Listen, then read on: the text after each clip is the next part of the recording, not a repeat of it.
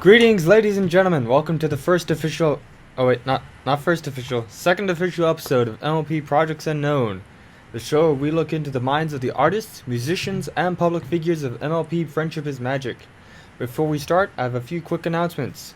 First off, I would like to thank Lackward on DA for making the show's art, including the main screen, the profile picture for the show on Ponyville Live, and the promotional banner for the show that also pops up via Ponyville Live. I would also like to thank you, the viewers, for tuning into our show. In this series, and this episode, we have Uponia. He is an MLP DeviantART member who creates vectors, practices photography, and has even made an MLP Flash game. He is our first international guest, all the way from England. Please welcome Uponia. Hello, thank you for having me on your show. You're welcome. How's England doing over there right now? England's doing quite fine at the moment. We've got good weather over here, and it's summer, so we've had good sunshine for the past week. So, yep, definitely be getting out and about doing things. Okay, that's good. Have you ever had any experience with previous live streams, or like MLP shows? This is actually the first one. The very first one. Are you excited? Yeah, I'm very excited. Cool. Let me check with our guest to make sure that the stream is showing up. Everyone see us at home? As I wave nonchalantly, even though there's no camera video. Hello? Yeah, I'm still here, just a little bit.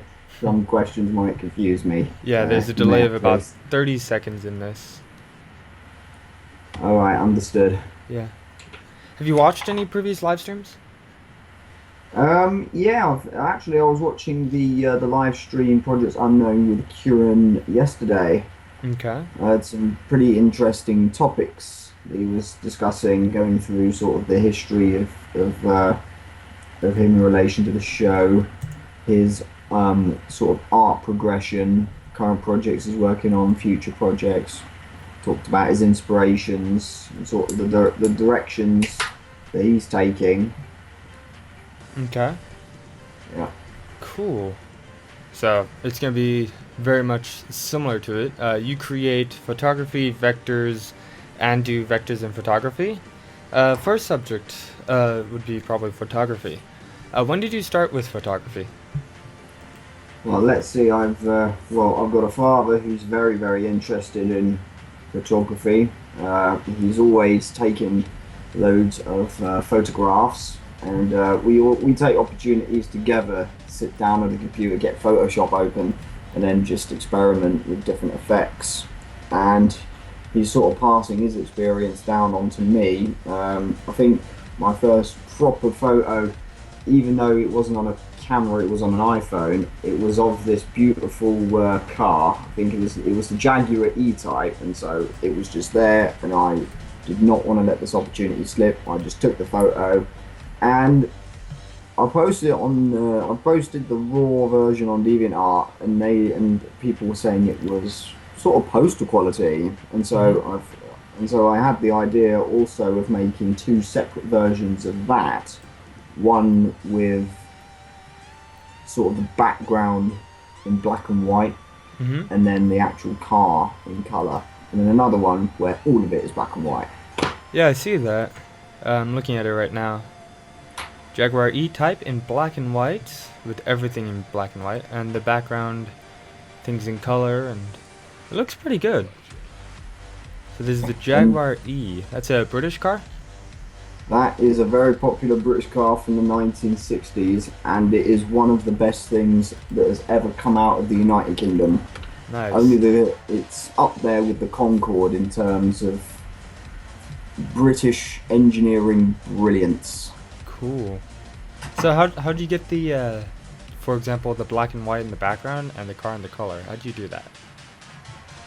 Well, what we do is we put it into I put the image into Photoshop, and we can give the entire photo we can give it some contrast, but also we use a magic wand tool, which is prevalent in many photo editing programs, where we want to select we select the entire car using that magic wand, and we still maintain that color, but we can also add a little bit of emphasis to it as well.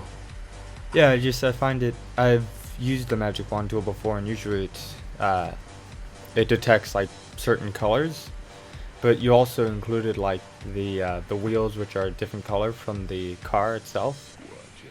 So did you like select all the way around it and it detected it? Yeah, we selected the whole image. It did take a few attempts to select it all. Mm. I think it was. We also had to toggle sort of the tolerance of the magic wand. Sometimes if you have the tolerance up to 50%, it can select more than just the color that you or the section that you wish. I often encounter this sort of issue also when I'm editing sprite images, which is sort of pixel art manipulation. Okay. I want to select just one color, but if you have the tolerance up, it may select sort of all the different shades of that color that you selected surrounding the pixel. Mm-hmm. Oh. Hang on, bear with me. Yep. Yes?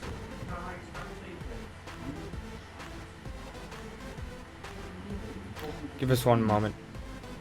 Yes, I've got a time progress. So how's everyone at home doing? No, I won't. I won't chat for very long. Yeah, sorry about that. Dad cool. would like his. It's just sometimes when he gets home, he likes to have his good old cup of tea. Yeah. So, yeah, he's all right. It's just he wouldn't want me to chat for hours on end. But this is sort of only 2, so it wouldn't pass as that really. I think we can go. But yeah, anyway, back to the subject. Yeah. One quick thing. If you happen to have that happen, could you please mute yourself before you go, and then Yes. unmute when you come back? Yes, that was my mistake. Yep, apologies for that. It's alright. Just a quick suggestion. I mean, it's not too hard. Anyways, I also see that you did a bunch of photographs with like blue sign with the words on it and the red circle around it. What is that? There's Green Park. There's Baker Street. There's Embankment. Yes, within random snaps. That's literally what it is. It's me just taking random photographs of sort of things that are eye-catching. And so, as part of a 2-week work experience... Hang on. Excuse me again. Okay.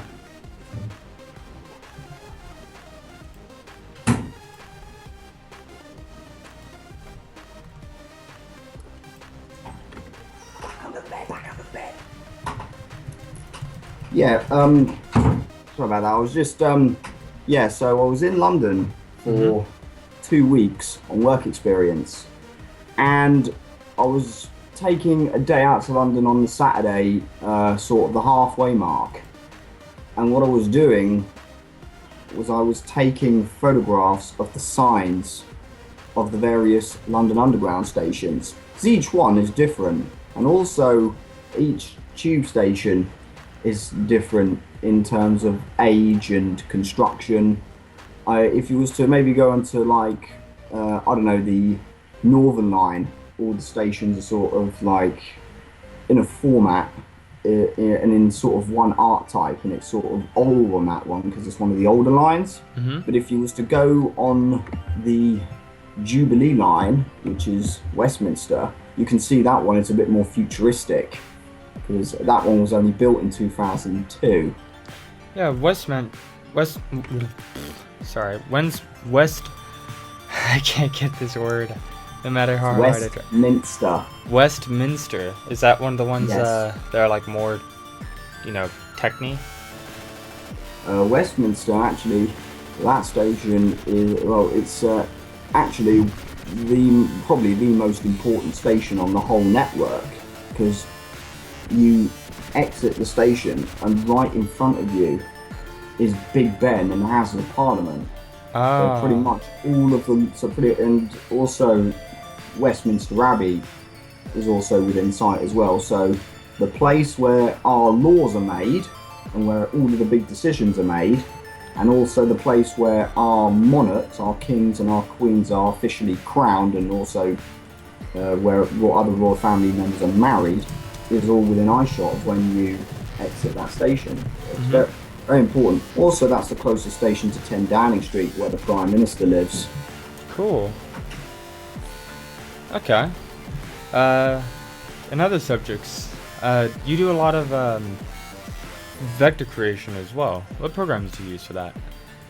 I use Inkscape, but I can use that and Photoshop together. I know that most people would probably like to do all of their vectoring in just Photoshop alone, but I haven't really sort of researched or looked into how to make vectors in Photoshop. But also, I'm so adapted and so focused on mastering Inkscape right now, I think it's best for me to sort of stick to Inkscape. But if I wanted to maybe do some shading or add any additional effects, I would just create the vector in Inkscape and then import it into Photoshop and then work with that. I mean, I've been doing some shading with some of the characters, with some other vectors that people have made in those ponies in real life images, using the dodge and the burn tool to sort of create the various lighting effects. Okay. I see your OC is like a character with a gray hood, red eyes, unicorn it appears. How'd you come up with it? Well, let's see. Initially, I wanted to create an OC that was sort of, well, I wanted it to sort of have its own recognizable trait.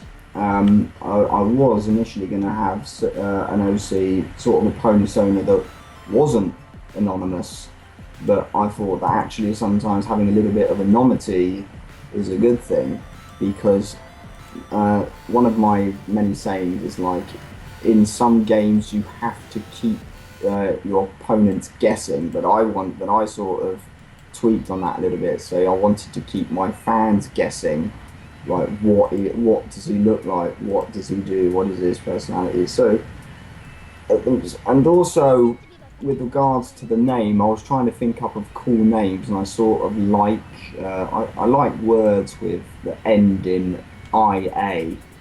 So I think Utopia came up when I was doing a little bit of word thinking, and so I thought, hang on a minute, I could fit a P instead of a T in there. That would actually sound pretty cool. Also, I know a lot of people, I know quite a few people would also have U, like at the beginning of their name. Like if you look at the musician U Thunder, I think it was, he has U in front of it. So, and a lot of people are sort of picking up on the, I think it's also in the mainstream, but yeah, that's cool.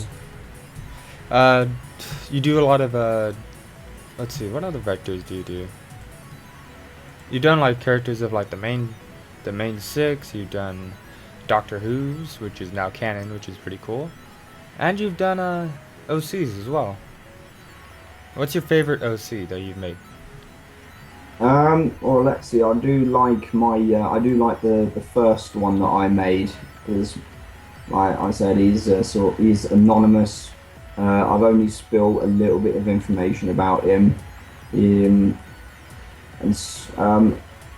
I sort of give out little pieces of information about him every now and again to sort of keep the interest alive. I have many people say, show yourself, or what happens if I target his cloak. And so I think in RP I may have sort of already revealed what the consequences or what happens.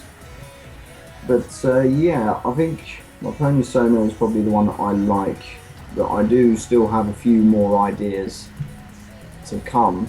I still do. I know that my second OC, Pyric, does come in a very close second.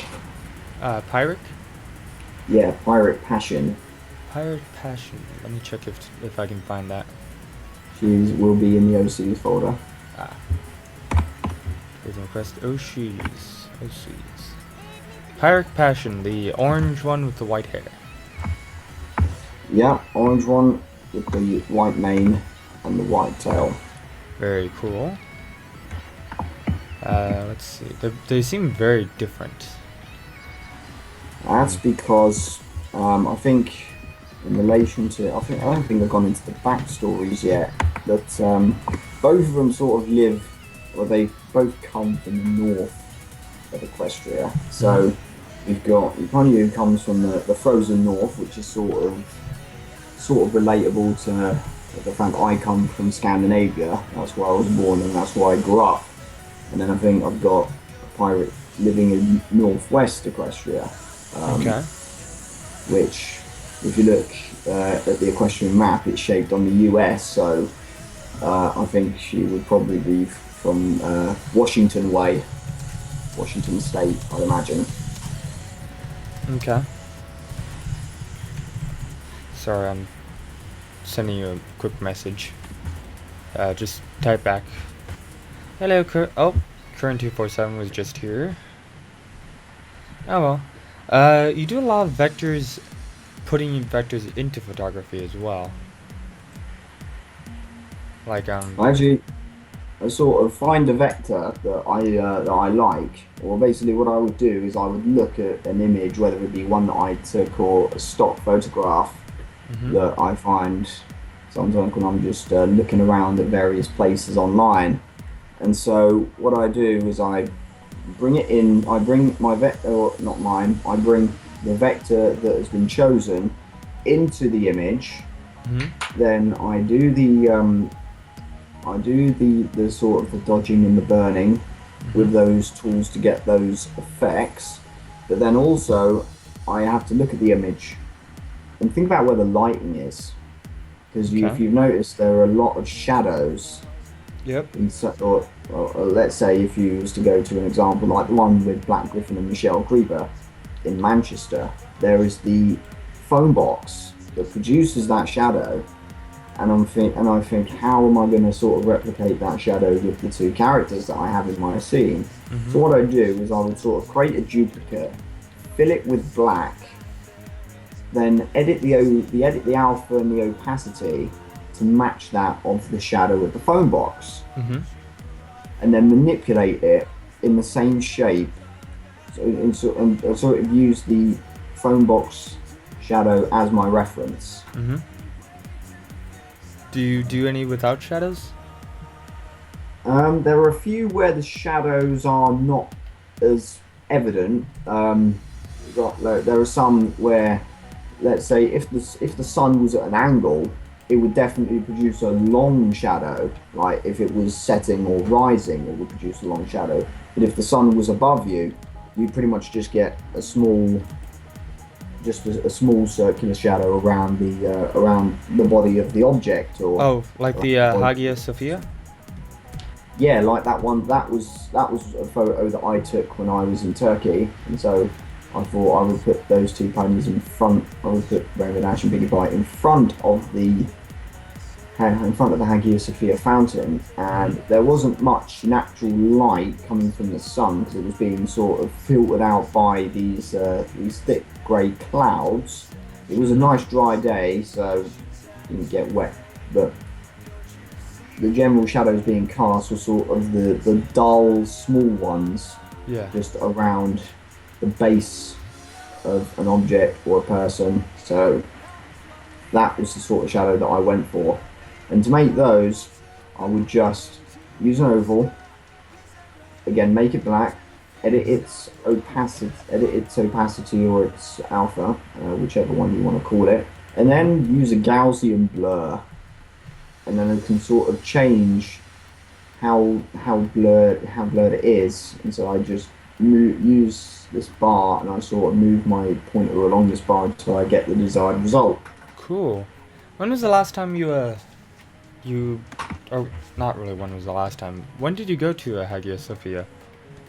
I was actually around this time last year. And you just like got the opportunity? Yeah, I was there, and I think I took a picture of the Hagia Sophia, and I think I also took another picture of the Blue Mosque, which is directly behind where I was taking the photograph of the Hagia Sophia. I don't know if I'll do that one yet because I need to if there's one thing when I'm trying to get a photograph of a place to do a PR, I've got to give myself some room in which to put the pony in. Okay. So there's no point in taking an image without any proper space to put the pony in. That was a sort of a problem that I had when I was in London. I was trying to take photos of Covent Garden, but because there were so many tourists going around, there wasn't really enough space for a decent photograph. But I did get a few. I think I've got one that I could put Rarity in. I think it's the Fashionitas on a shopping trip. Yes, that is another one that I made, and that was the first time I used Rarity's assistant. I can't remember what her name is, but that was certainly one that I wanted to put Rarity and her assistant in. That shopping mall is in Milan, in northern Italy. It's one of the oldest in the world. Wow. And so many big fashion houses will have their shops there. So you'll find Fendi there, you will find Prada, Gucci, Louis Vuitton. They'll all be in that centre with that huge glass dome just overlooking the middle. So yeah, I put those two in there looking like they're in heaven, because essentially that's where they were. And I went there in 2008, and I can say that if you are, let's say, a 20-year-old girl looking to do some fancy shopping, then you really will be in heaven in that one mall. That is impressive. I'm surprised that they were able to do the giant archways with all the glass in between the buildings. I just find that to be really impressive. Yeah, that was certainly a feat of engineering and architecture, because that mall's been around since probably the 1800s. I was reading it up. I think I might have the facts in the description. That's what I try to do. Whenever I make an image, I always try to sort of give a little bit of information about the place in the picture, so that then when you look at it, you're looking at ponies in the place, but if you look at the description, you would have learned a little something about the place. Yeah. And therefore you would have went in there not knowing what it was, maybe not knowing what it was, and then you come out of it and you know what it's about. What was the most difficult pony vector to photography that you've done? I don't actually know. Most of them are sort of as difficult as each other, but I would imagine that some of the harder ones are the ones that sort of take longer to do. I'm looking at one particular one called Ponies on Deal or No Deal, and I see you had to put the vectors behind the actual stuff. So I'm guessing you had to like cut the actual vectors so that it looked like they were behind the screen or behind the stages. Oh yeah, that now brings me on to that subject. Yeah, I actually had to use the Magic Wand tool again. I had to select again. Now I had to sort of start thinking about layering, and so Photoshop allows for layering manipulation. So what I had to do was sort of select the box in front of Fluttershy, put it on a layer in front, put it on a new layer that was in front of the layer that Fluttershy was occupying. Yeah. In order to create that effect, and then I had to sort of duplicate that same method with each of those other boxes. Yeah, that seems that would be quite difficult, I would think. Yeah. Again, I think sometimes I'm only able to get 5 of the main 6. You could just imagine that there are a load more boxes to the side, so you can just imagine that all the other characters, including Rainbow Dash, would just be occupying one of those boxes. I really like your afternoon rehearsals one. Oh, that was one that was made. I was actually listening to a lot of classical music when I was making that one. I think I've got the hyperlinks to the 2 songs that I was mainly listening to when I was making that image. But initially I wanted to get the orchestra. I wanted to get Fluttershy and sort of members of what I think was the Down at Lot Symphony Orchestra. I wanted to get them in a concert hall in Liverpool, which is home to the Royal Liverpool Philharmonic Orchestra, which is when I listen to Classic FM on the radio, sort of the British classical music radio station, Royal Liverpool Philharmonic Orchestra are sort of on there more than any other philharmonic, and they're sort of the only one in the country with its own hall. So I wanted to put them in there, but I couldn't find a decent image, so instead I was going around sort of looking for any decent orchestra hall that I could put them in. And so I found this one because it's got a decent view of the theatre, but it's also got enough stage room in which I could put the ponies in. Uponia, quick thing. Both Baron and Kern thinks this particular piece is really impressive. So just a comment from both of them. Hello? Oh, yeah. Was that? Yep. Question was that? Was that a question or? No, or that statement? was a comment. Both Baron and Kern said that it looked really good. Oh well, okay.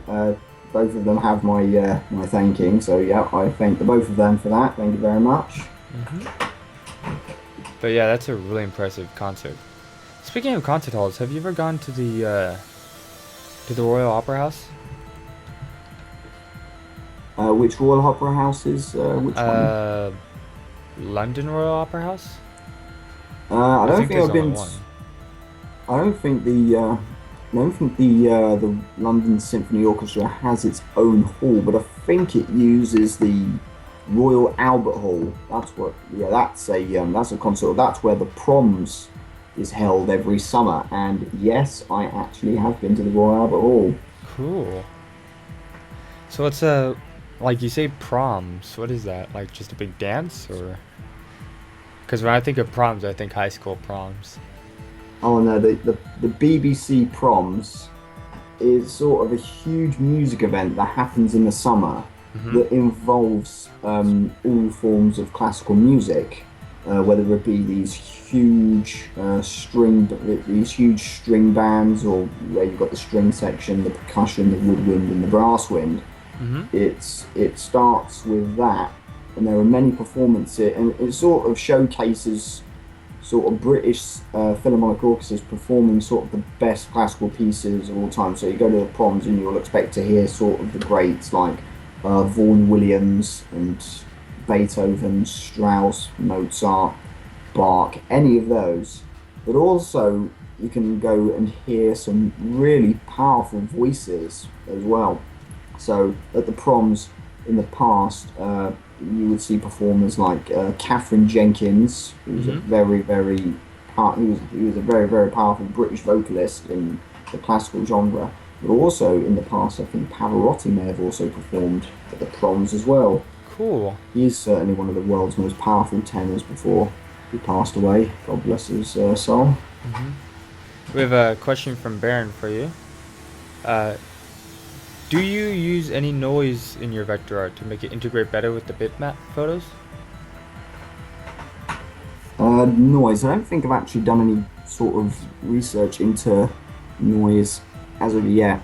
It's sort of not anything I've touched upon. I'm still sort of new, even though it may look like I've been doing this for a while, and I've been doing it for quite some time, but I'm not fully comfortable with every single function that both Inkscape and Photoshop have to offer. I'm still learning and still looking at various effects. I know that my senpais are like, there are a few who might have not been on DeviantArt as long as I have, but I know that they know a lot more about Photoshop than I do.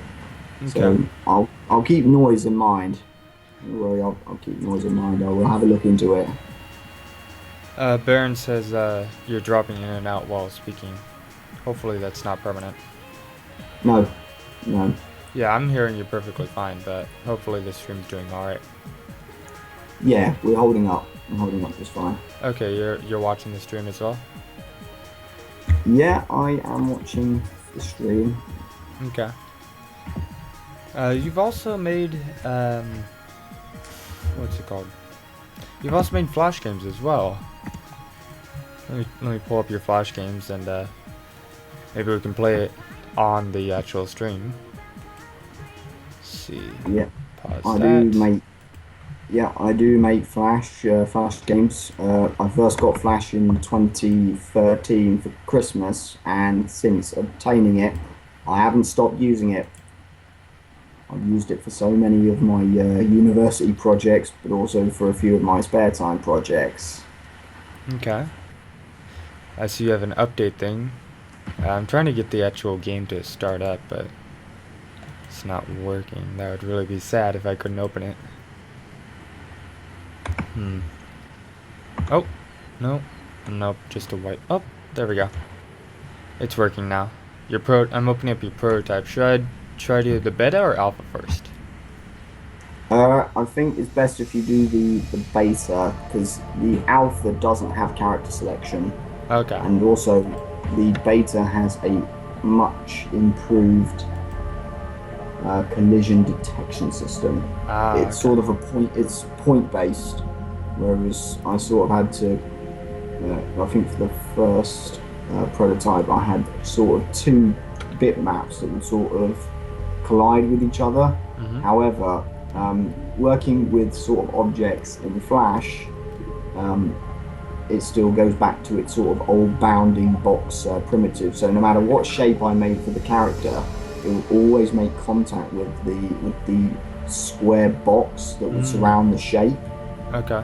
And that didn't create an effective hit test where, like, with sort of bounding boxes, you could have maybe a space of air on the character hit another space of air of the enemy, and it would still register as a hit. When you can see it shouldn't. So instead, what just happened? I'm playing the game right now. So, hopefully the people at home can hear us still.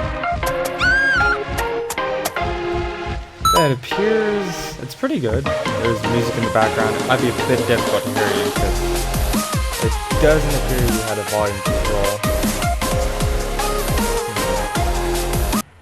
Let me reload the page because... let's just talk about it. Because I think playing it will end up drowning you out. Okay, well... Okay, so... How does Escape the Nightmare come around? Well, it actually started out as a...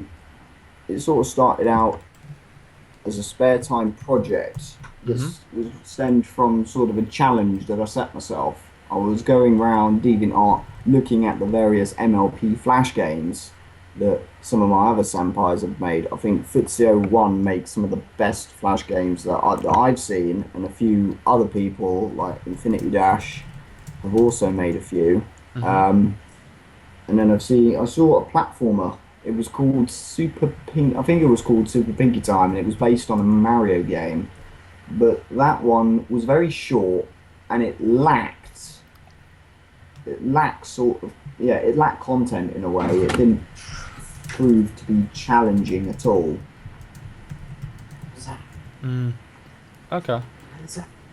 But are you planning on doing any more to that game? Yes, I'm actually improving. I'm improving the game all the time. Is someone whispering next to you? Sorry. Yeah, my brother just came in. Don't worry, he's on his way out now. Yes. Okay. Yeah. Right, he's gone. Okay. He's gone. Shut now. We're all right. All right. Yeah. What? Quick thing. We're gonna take a quick break because I have a few things that I need to. Because my parents just got home, so we will all see you in about 5 minutes. Right. Back in 5. Yep. Yep. Okay. Back in 5 minutes. Yep. Go ahead and mute yourself.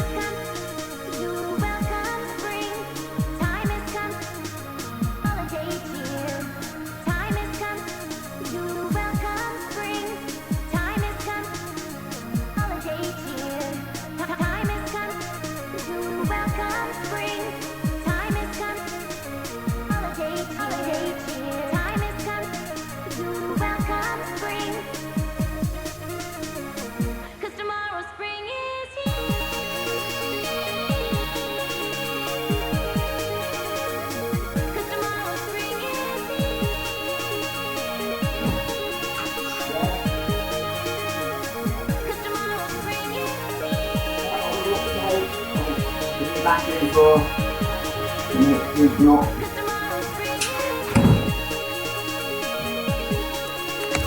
Alright, okay. I'm back.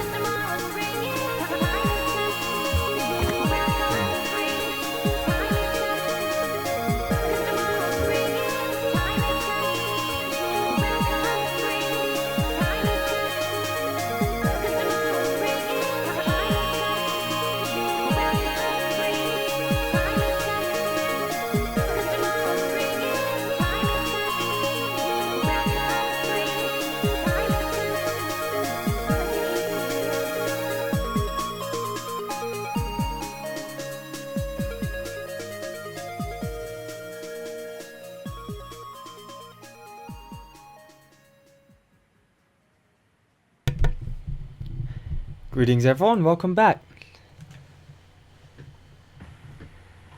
Yep, hello, I'm back. Hello, everyone. Hello, Baron. Hello, Airy Buttercream. Good to have you all back. So, we were talking about your games and stuff. So you said you were doing a few updates to your game. Yeah, so what updates I have before I release the final version of this game is I'm going to be adding a pause menu so that then if you want to exit the game prematurely for whatever reason, you have that option to do that. Also, I'm going to be adding a scoring system so that the coins have a purpose on screen. Okay. Sort of the coin method that I'm using, you may have noticed that some of the coins are gold and then some of the others are blue. That concept was inspired by Super Mario 64. I was going to add some red 2 coins, but in Mario they serve a purpose where you get 8 of them, you get a star, so I wasn't going to just put those in, otherwise maybe that might have been a bit too far in taking that idea, so I decided to sort of keep it simple. But yeah, I'm going to add a scoring system so that whenever you collect loads of coins, you can sort of see how well you've done at the end of the level, or if you want to buy a few things within the game, like maybe some extra powers or extra flying height. Yep, or extra concept art, or even some extra scenes, and maybe even some bonus levels. That would be cool. Although I think that if you had some upgrades in the game, you have to figure out how to have it transfer over from level to level. Yeah, that's actually one thing I've been trying to sort of think of. I know that when I was building the alpha, the level was built around the character. Whereas what I've now got to do is sort of build every level around every character. So yeah, but I will say that I think the first thing you need to do is figure out a way to drop down the volume for both background and music. So like sound effects and music, so you can drop it down. I think that can come when the game is paused. But when you see, like in most games, when you click start on maybe like on a PS2 game, it comes up with the options of changing the controls and changing the volumes and the sound effects. Yeah, that's what I'm gonna implement. Cool. Are there any other MLP Flash games you're gonna be working on, or just Flash games in general? Yes, I'm working at the moment on a game called Super Fludder Time, which by the title again you play as Fluttershy, going out and sort of searching for your friends, but this time it's not quite as dark, but it's essentially a game like Cat Mario and Unfair Mario. Both of them are sort of platformers that troll you by putting these hidden sort of obstacles and traps in your way, and if you trigger them, obviously you die and then have to start the level all over again unless you get to a checkpoint. And when you die, before you respawn again, it shows you how many times you've died, which also correlates to how many attempts you've had at the level. And so Okay. yeah, it's I have a few the questions on the stream for whole you. game. Uh, Yeah. Airy Buttercream, I hope I'm saying that correctly. Question for Uponia. I might have been too late to hear this answered, but do you plan to make any more Flash games with different genres? Yes, actually, I do. I actually have planned on making a few games that aren't platformers. I've been looking into sort of making some puzzle games, some shooters as well. I've got a Flash file open that's ready for the next game after Super Flash Time. It's called MLP Friendship is Firepower, which Okay. is going to be a shooter. So I'm sort of looking into what I can do. Like I'm trying to sort of bring maybe Call of Duty or Doom and sort of those games into MLP, whilst trying to keep within the sort of confines of what Flash can do. Yeah, that'd be pretty cool. Uh, Baird mentioned maybe you could get a pet that could help Flash out in the game, get enough coins, and Angel Bite could kick changelings around. Yeah, I've also got another idea that came into my head. I think this is sort of one of those business entrepreneurial games, a little bit like Sim City and Theme Park World. But this idea that I have is for Rarity Shop. Sort of, you know how Rarity is an entrepreneur Yeah. in Ponyville, and Hmm. she's obviously now, as you can see, she's expanding into different cities and making lots of money, but also venturing into different styles of clothing. What I'd like to do is maybe is start or have a game where like you have rarity skills maybe set to level 1, and so you've got to sell level 1 clothing at such and such price, and then you've got to sort of track your finances, and then you can sort of use the bits to buy upgrades to maybe progress to sort of level 2 clothing, level 2 marketing and promotion, and Okay. start also venturing off into the different towns, sort of creating a name for yourself and creating a business all relating around clothing and fashion. Okay. That'd be quite an interesting idea. I'm sorry about the dog barking, but Yep, it's all right. yep. So any non MLP related games you're thinking about? Oh, okay. Well, I've had one idea that goes as far back as when I left secondary school after I finished my GCSEs. Is I was secondary at school? secondary school is basically the US equivalent of junior high school. Ah, okay.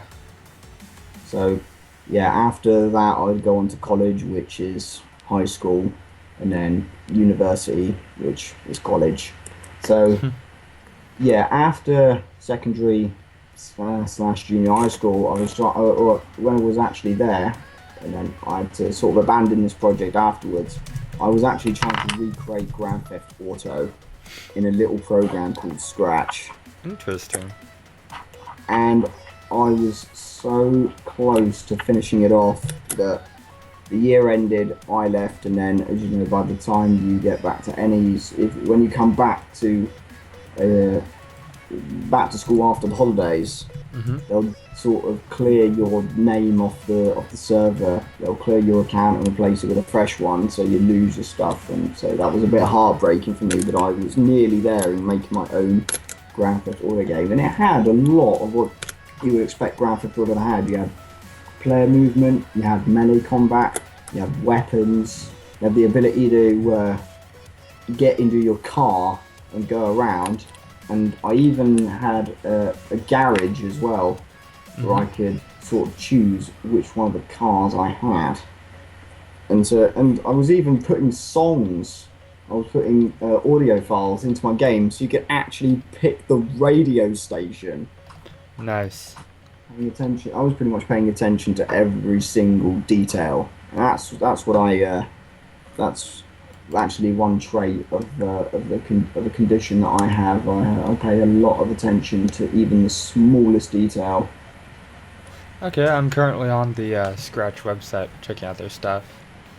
There's like Yeah, video it's sensing, stories, music and dance, interactive art, games, and animation.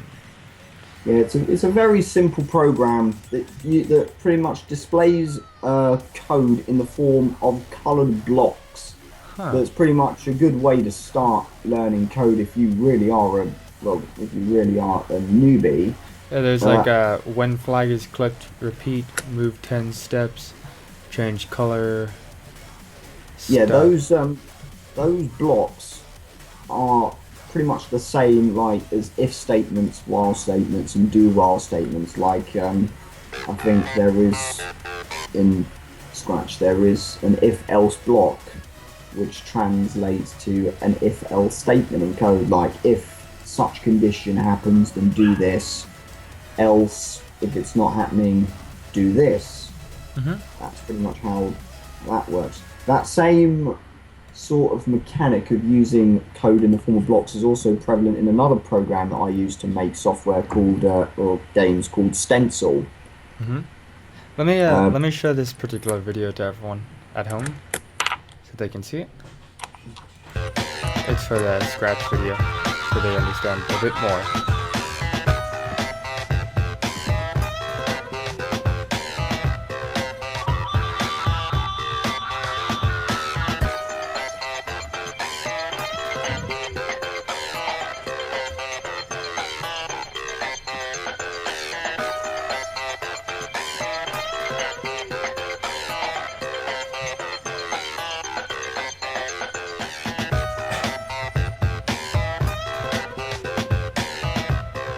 Wow.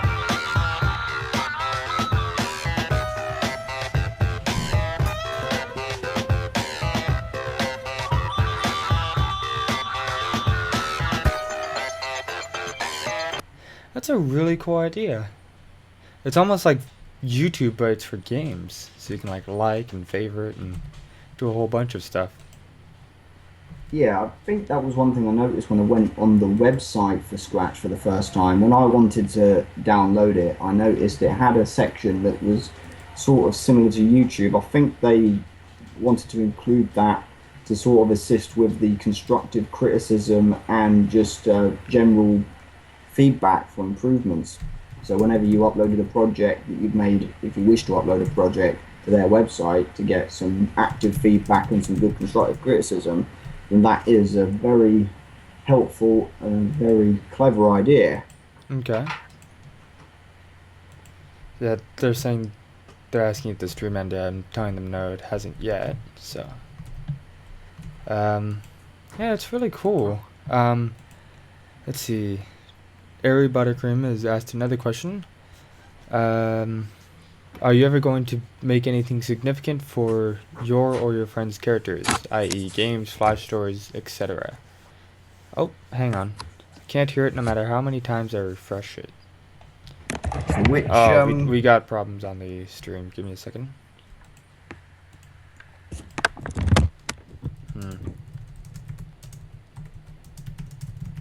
Yeah, this is interesting. We're gonna fix it right quick. My TV. Let's check the stream.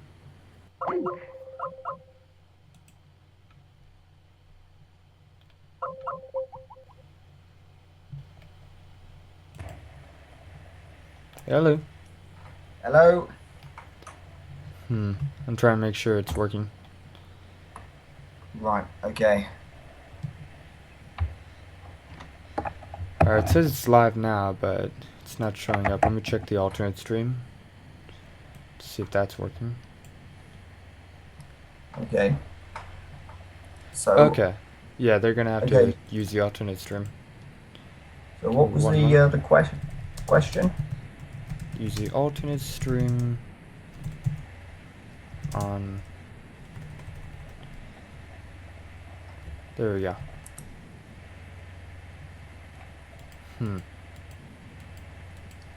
Okay. Everyone at home is having problems. Give a second.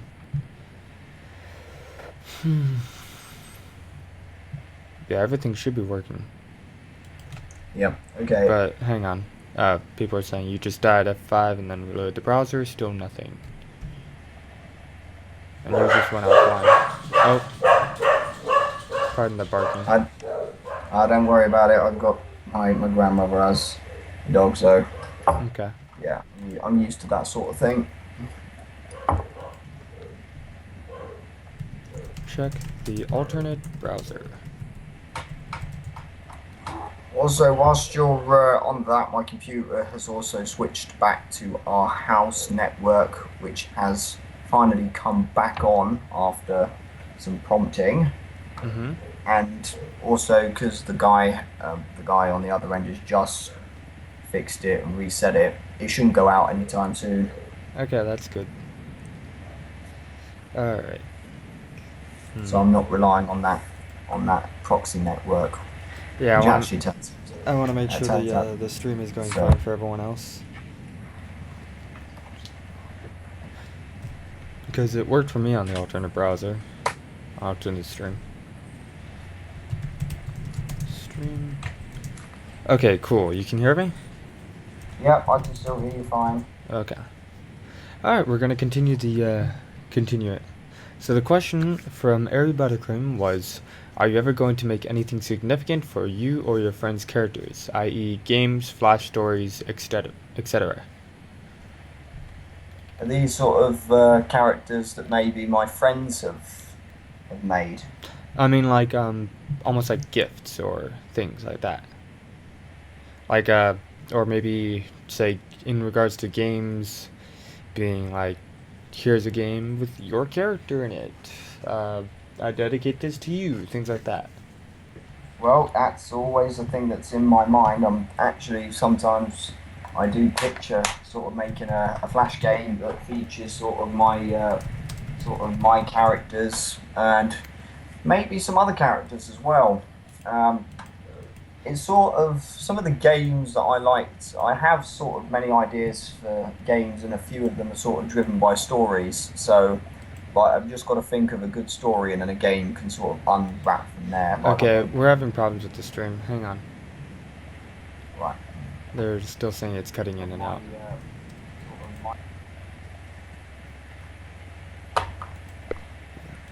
Hmm.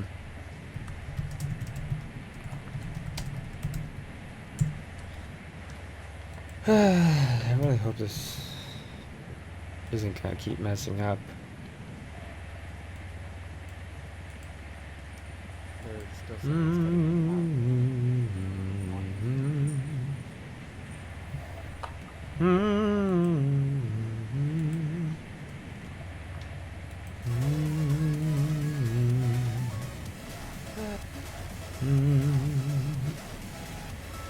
Everything working?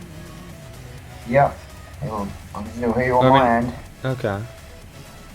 Yeah, it's working on the alternate stream. Okay, I can hear you, but very faintly. Okay, can you hear me better now? I increased the gain. I can still hear you. Okay. Yeah, that's really odd. Okay. Yeah, so... Oh yeah, sorry. In regards to that question that Ari Buttercream said? So, yeah, I do have maybe a few ideas in my head of what I could do with regards to making games that feature sort of my character, or maybe even some of the characters of some of the other DA users that I've met, and maybe sort of I might make a few games sort of pay homage to my senpais and inspirations. But yeah, I've got one idea in my head of maybe a platformer that is that features my character. Mm-hmm. That's actually based on a fanfic that I've got an idea for a fanfic that I've just got to find the time to write it out. But maybe I could just make a game about it, and then if I was to maybe get another good story, maybe one that featured sort of, as I said, some of the characters, some of the other OCs that I've seen online. Maybe bring it together. I know a lot of people sort of make these pictures, like, 1 year, 2 year, 3 year anniversary with all of their OCs. I could do that in the form of a good platform or a good RPG game. Okay, so like an evolution of your art. Yeah. Okay. Definitely. That'd be cool. Okay. Uh, what are your mindsets during creation when you're creating art? What goes through your head? Let's see what I have going through my head when I'm sort of making it. Let's see, when I'm making the game, I'm just Like, are you more envisioning. creative or are you more technical on this side? Well, let's see. I think before before the summer of 2014, when I was making Escape Nightmare as a fan project, Mm-hmm. just a fan project, it was purely creative. It was like 75% creative, 25% technical. But then as soon as I went back to my final year of university, Mm-hmm. that was when my game officially became a university project. And Cool. then it switched from 25%, and then it switched to 75% technical and 25% creative, because the dissertation at the end of the project, because my degree has BSc, which is Bachelor of Science and not Bachelor of Arts, it Mm-hmm. has to be technical.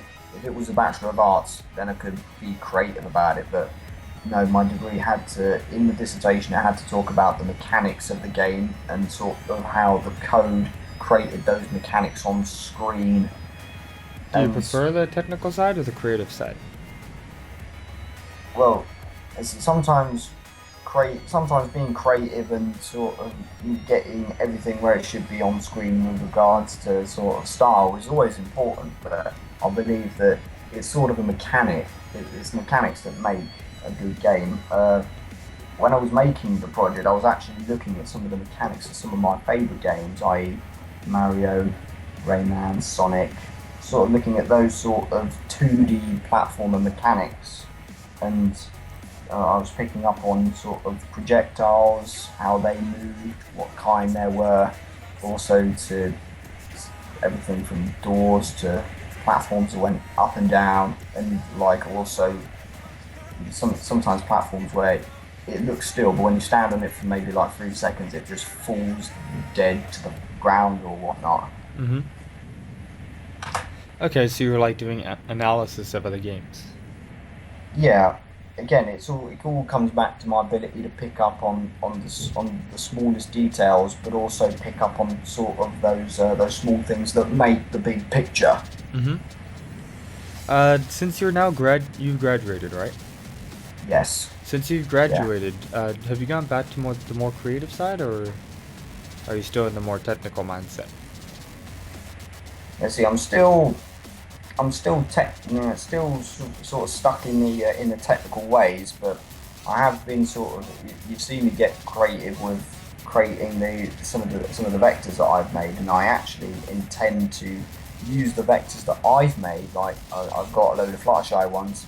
I intend to sort of use those in my game, so I'm not just creating vectors for everybody to see, but I'm also sort of in a way creating and showcasing the resources that are going to be going into my future games. Okay, that'd be cool. If you have your OC in one of the games, would you have him as a villain or a good guy? Oh, he would be a playable good character, because as evil as he looks, he's actually one of the good guys. Huh. He's sort he's sort of like he's sort of like um an S like he's sort of like the SAS, in the in as I said, in the anomaly factor, but with special forces, like, you know, you get them with the pixelated faces and you don't know them, but Yeah. they're good, and they're always there to make our world a better place using covert methods, which is why sort of in his profile he tries not to work with anybody else. He just does it alone whenever he can. Okay. So yeah, and That's really cool.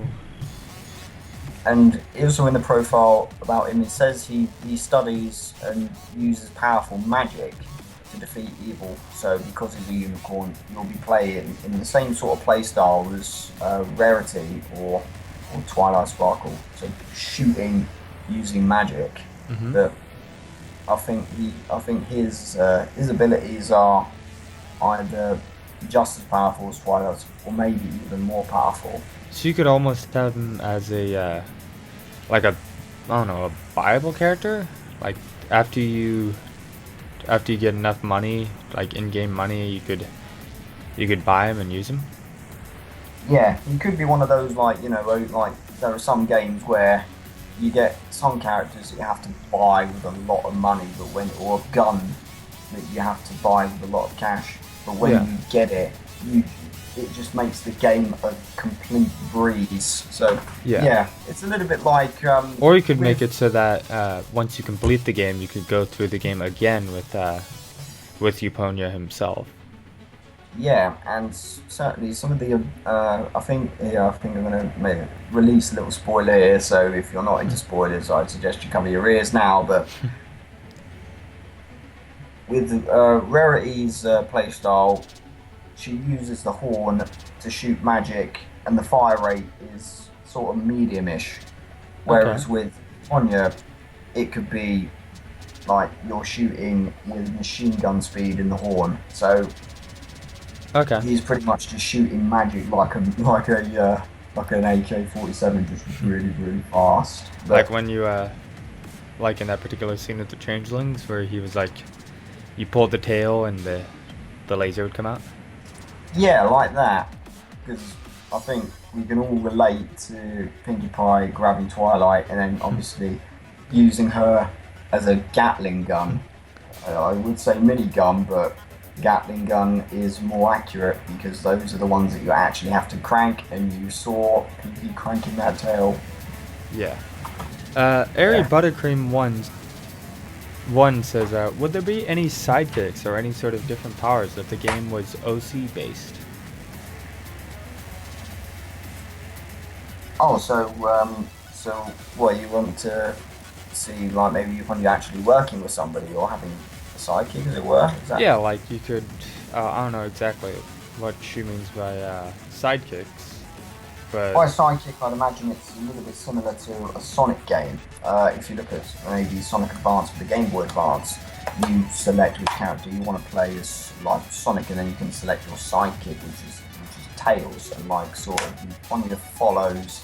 Like, you basically play as Uponia and like your side, or you play Sonic and like your cat, and like Tails follows. And it's a bit like with Uponia, and like if you wanted to work with somebody, you would have that somebody being controlled as maybe like an AI, or as a character, which if you get close enough, maybe you could switch into that body during gameplay. It's a little bit like also in, I think, Lego Star Wars, where you can play as one character and then you have sort of the AI take over the other character. When you want to play as that other character, you go up to it, press a button, and then you switch to the other character, and then the AI takes over. Okay, that'd be interesting. So sort of like that. That could actually work if you wanted to work for the main. If like you was playing as him, and then you wanted to select the main 6 to work alongside him, then that would work. But programming that would be hard. What about like different power ideas? I would think teleportation would be one of them.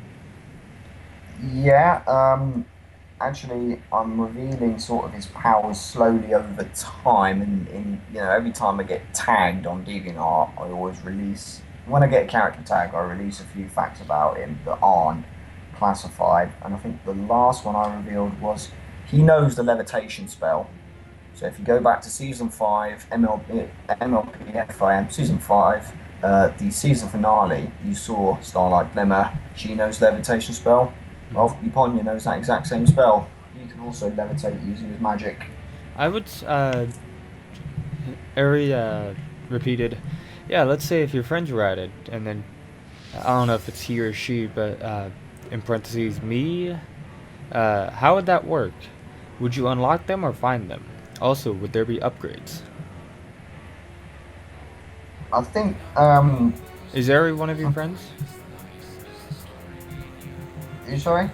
Is Airy Buttercream one of your friends? Maybe, I don't know. Airy, what's your DA name?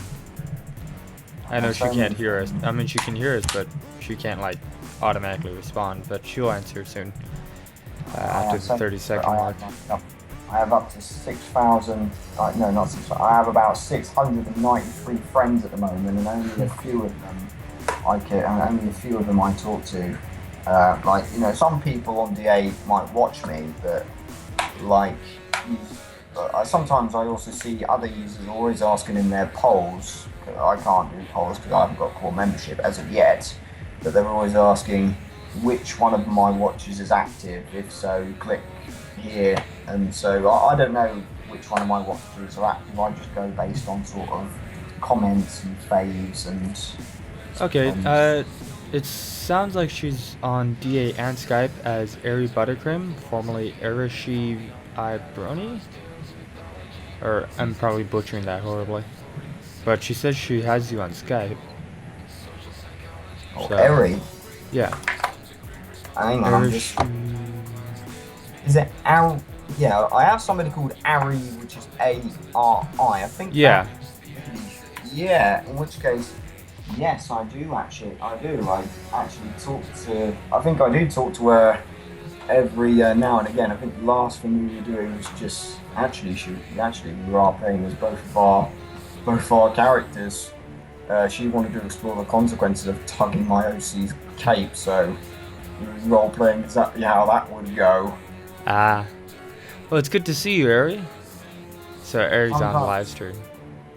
Like sometimes I think we talk to. I think like when she's talking to me when it's daytime over there, it's like quite late at night for me over here. Again, it's down to the time difference. Okay. So let's see. Yeah, would you unlock your abilities or find them, and would there be upgrades? I think depending on, you could have, I don't know, one, the other, or both. It really, again, that sort of comes down to sort of personal preference or sort of what sort of the circumstances of the game are. Because like, sometimes maybe you could build a game where it's good to have an upgrade system or a point or money to buy it, or you could have maybe a game where you just go along and you just find them. It really all depends on. That's really down to a personal preference thing. Okay. Let's see. Have you been to any conventions? Yes, I've been to 2 conventions, both in the same city. I went to the Great British Brony Convention last year, which was in July, and it was in Manchester. So I think that I went there. I was still working on prototype beta. I was actually working on prototype beta between panels. And at that convention, I got to meet up with several good people, including some of the people I meet back in my regular Brony meets in Bristol. But also at the GBBC, I got to meet Black Griffin and Michelle Grieber. I got to talk to also Monique Grieber and also her husband. I can't remember what his name is, but I got to talk to them. Yeah, like Mando Pony and Mando. Wait, you said Mando Pony or? No, it was just Black Griffin and Michelle Grieber. Michelle Grieber and her parents. Okay. There, but there was also a small music panel there. This is quite a fun memory. But there was also a music panel there, and one of the guests got quite annoyed and just went off in a huff. And I immediately got up there and took his place. Wow. This was sort of unofficial, but it was sort of just a quick spoof. But I think. And they just let you up there? Yeah, there was anybody want to come up? And I was like, yes, me. I've just put my hand up. Why'd the guys storm off? Because they sort of gave him a nickname that he didn't like, and kept calling him that.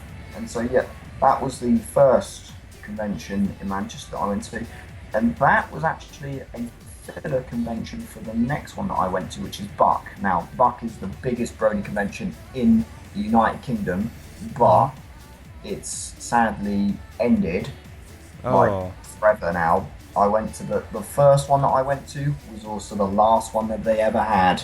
That sounds a lot like there's a disastrous convention over in Las Vegas. I think it was Las Pegasus. And let's just say there's never going to be a brony convention in Las Vegas ever again.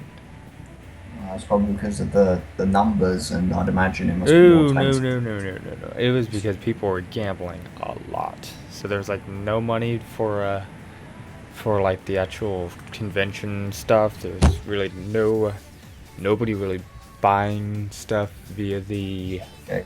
charity. Yeah, I can see. Yeah, the problem is quite obvious. The VAs Yeah, literally had to take donations during their during the um, what do you call it? During their panels. yeah. Which I think yeah. Also, yeah, I think so. I went to so the first buck I went to was the last one, what is and Buck again? so Stand for? buck. It doesn't have an official. It doesn't mean anything. That's just the name of the con, so it doesn't mean anything. Ah, okay. Uh, Couldn't even think of what it could mean, but yeah. So the first one I went to was the first one, and so I remember I arrived up there on. It was a weekend one, so it would last from Saturday to Sunday. But they did have a few. They did have an event. Everybody was meeting up on the Friday, so me and the rest of my Bristol friends we met up in the mall near the convention centre on Friday. Mm-hmm. And that's where, and they had one of those events there, which all the celebrities were going to, and I didn't get the ticket that allowed me to go to that event, but I still got to meet Peter New. Nice. I still got to meet him. I told him that I loved everything he did with regards to his voicing work. He was very thankful. Uh He huh. did manage to say yep when I asked. I did say Yup. it's a thing I've got to ask you, and he did it. So Cool. thanked him, and then You must have the and easiest job too, cause like, oh yeah, we're paying you. I don't know how much he gets paid, but just say yup and nope like 5 times. Yup, yeah. nope, yup, nope, nope, yup. Here you Well, I go. could have Here's asked. $500.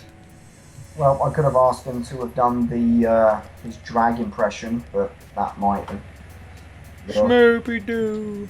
we were in the mall, so we were in the shopping centre. So, Yeah. and yeah, also at this con, other guests.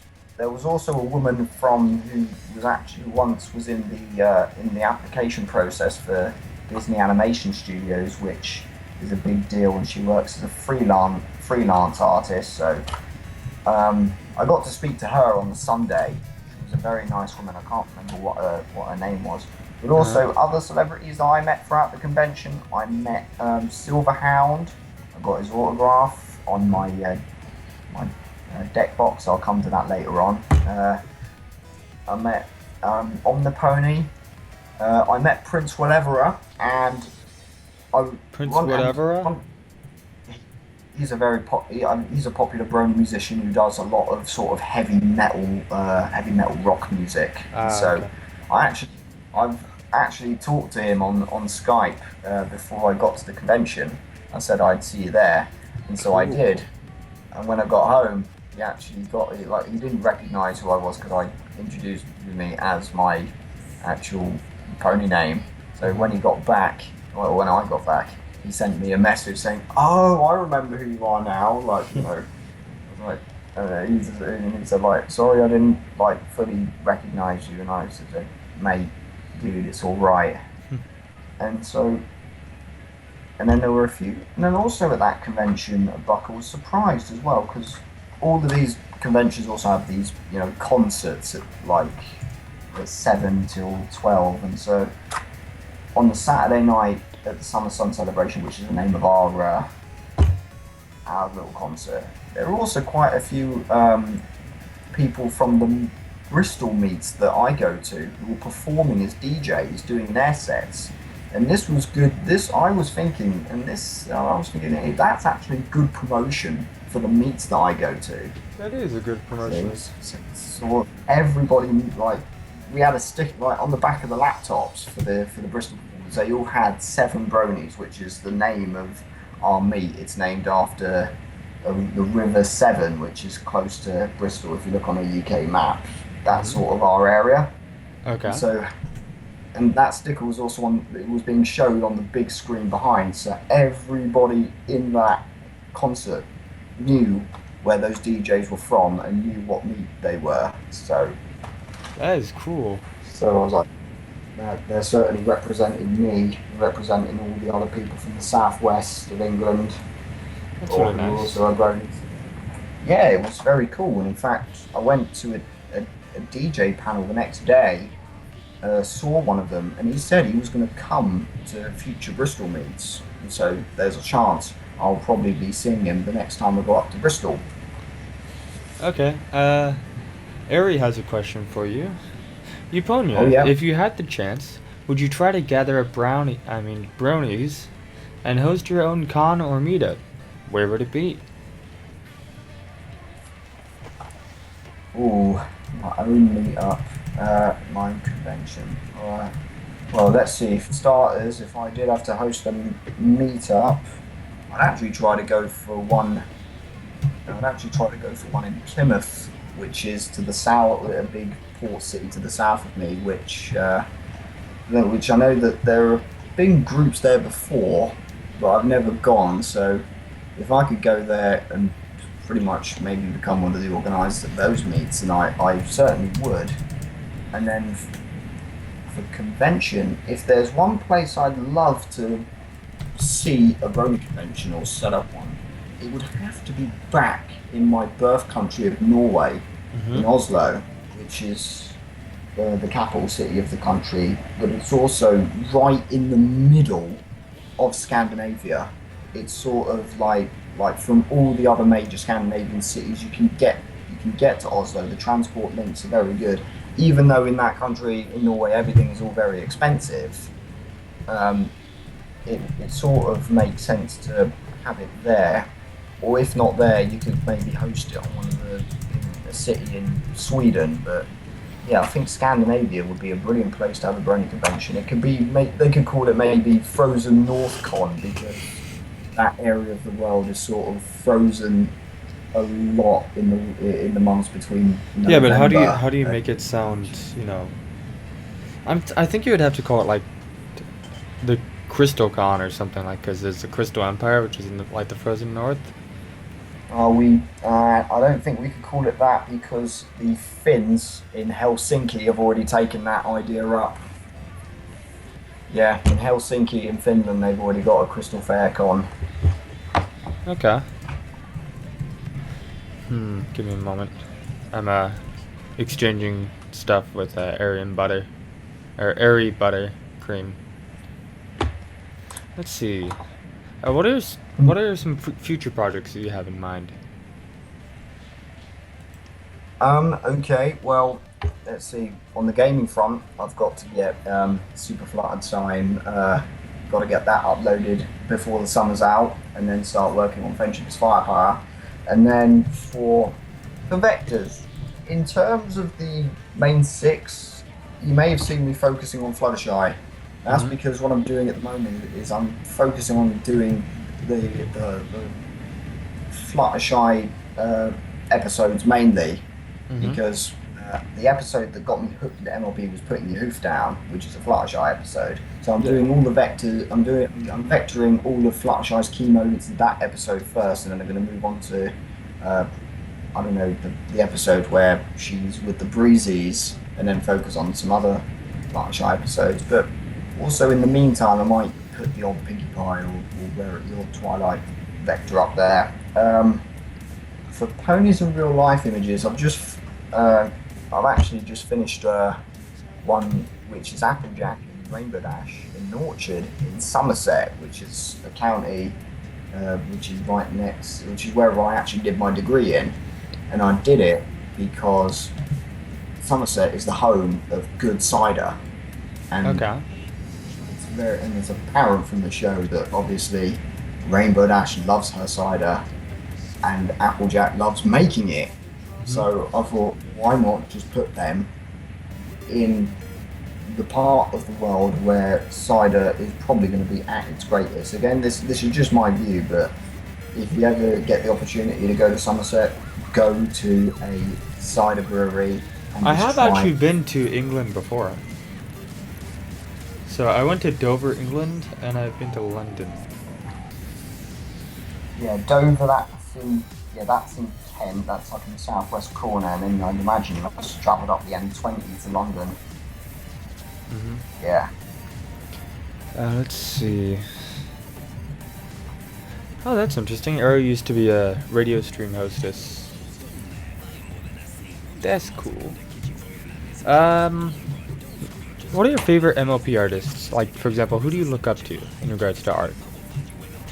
Okay, well, on my DeviantArt page, I have a section that I have at the moment. This is still a work in progress, but I have a section called My Senpais and Inspirations. So you go and have a look on all the artists under that heading, and you can see you'll have sort of the people who I've gathered so far who have definitely inspired me to make art. I think I've definitely got a lot to look up to with their art. I mean, Noah, he's very good at making these images with his character completely shaded in the MLP world.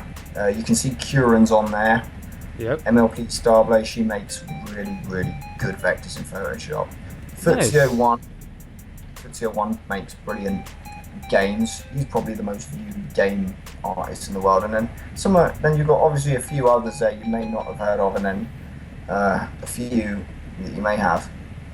This guy in this bottom left corner, Masemj. Which one is it? Gifts, collabs, trades, and requests? Oh no, it's on my main profile page. Okay. And if you scroll down to where you'll see a load of images of other DA users, I think it's just above my little Norwegian flag. Yep. Yeah, you can see all the artists that inspire me, and I have yet to add more as well. The one in the bottom left corner, Masej, he's helped me out a lot with vectors. Like I just submit my creations to the MLP Vector Club. He'll look over it in just as much detail as probably I'd look over it. He'd help me to point out my mistakes, and he's always there for very good constructive criticism. And then when he gives the go ahead, he puts it in. Yeah, he's a very, very good artist. That's awesome. And then underneath that, you've got the Senpais and Inspirations who I've had the pleasure of seeing and meeting. Now you've got Black Griffin there because I saw him back in 2015, and then Vector Brony, he's very, very good at vectors, and I met him on the first day of this year's Buck. He was actually right behind me in the queue. I turned around, saw his badge and his character, and I then said, like, and I had a little bit of a fanboy moment, but then he then actually went and looked on his tablet at one of the vectors I made for one of his friends, who happens to also be a Norwegian deviant, and so he saw that, and I was like, yep, that one's mine, and like, you fave that one.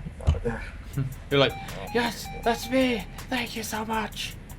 Yeah, and then you've got Jolly Old Cinema and FD Daylight. They were doing a source filmmaker panel at Buck, and so I got to meet the both of them and talk to them.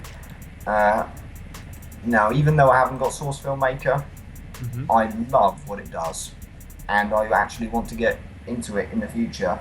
Just when I get a PC that has a little bit more RAM and a little bit more interior memory, because some of these programs used to make some of these projects are very, very memory and storage intensive. So I want to be prepared when I get that software. Okay. And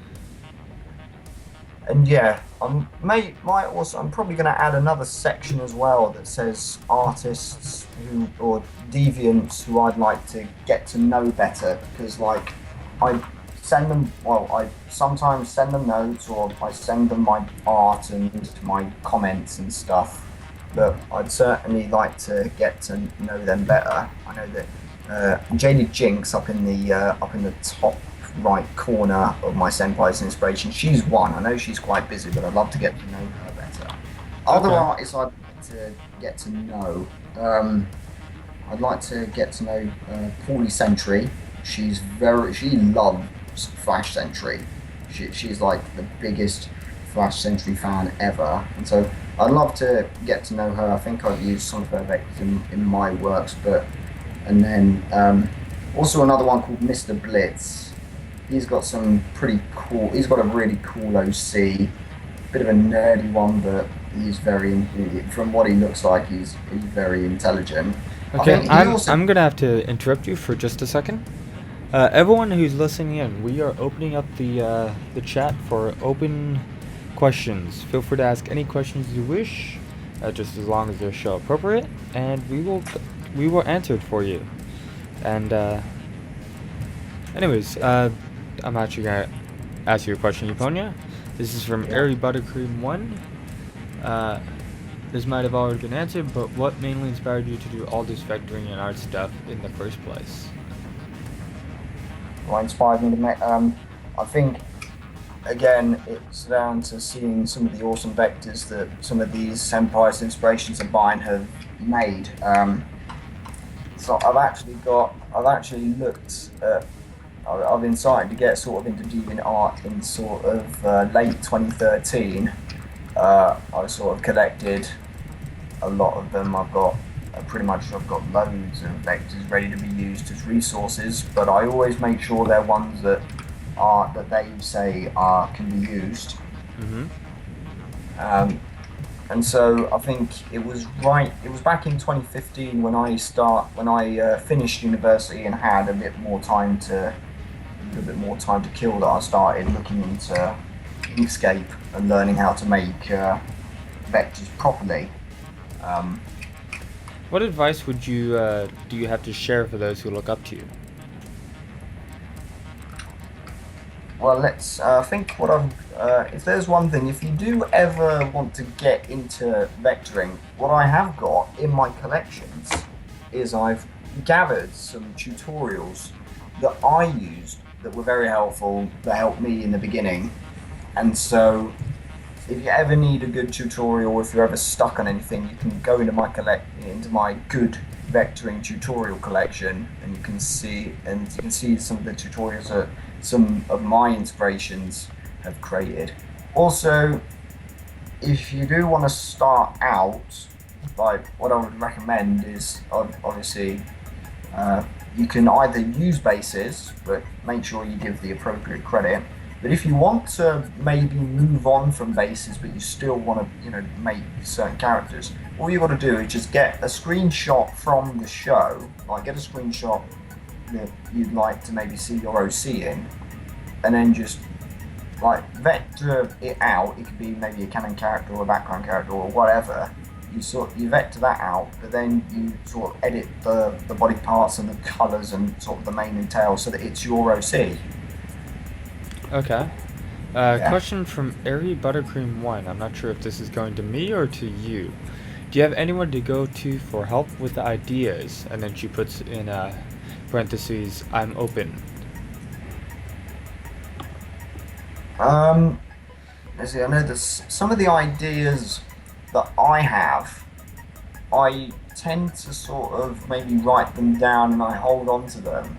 I actually, for ideas, I tend to go to the people at my meets that I go to in real life in Bristol. I pretty much walk into the coffee shop, get my coffee, sit down, and then pretty much just, ask them how they've been, and then talk about the ideas that I've had. And so they then I then ask them for any ideas and thoughts on how maybe the idea of mine can be improved. And then afterwards, if we have time, I open the panel up. Whoever's sitting in front of me, like if you have any ideas that you'd maybe like to see come true, and if so, would you like to work on it as a pair or as a team, or you want to work on it alone, but maybe I could maybe help you, not like be credited as one of the actual makers, but still provide a helping hand for it. Yeah, but I mean, do you have people you get or you go to for help? Well, I don't really. I can't think of anybody at the top of my head. But because like I would generally think of, I generally think of the idea. But I think if there was any sort of, any sort of missing factors, or if I can't think straight about my idea, I think Mm-hmm. I would pretty much go to somebody on DA maybe and send them a note.